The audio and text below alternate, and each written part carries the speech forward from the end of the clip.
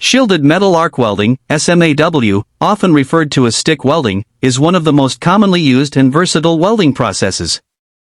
Known for its simplicity, ruggedness, and portability, SMAW is widely applied in industries such as construction, shipbuilding, pipeline work, and heavy equipment repair.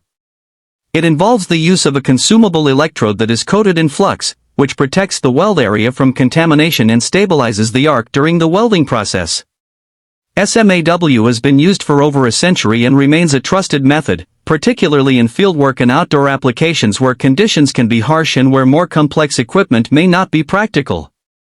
The basic principle behind SMAW is the creation of an electric arc between the metal workpiece and a consumable electrode. This arc generates the intense heat required to melt both the electrode and the base metal, forming a molten weld pool. As the electrode melts, it deposits filler metal into the joint. At the same time, the flux coating on the electrode decomposes due to the heat of the arc, producing a gas that shields the weld pool from atmospheric gases such as oxygen, nitrogen, and hydrogen. This shielding prevents oxidation and other contaminants from entering the weld.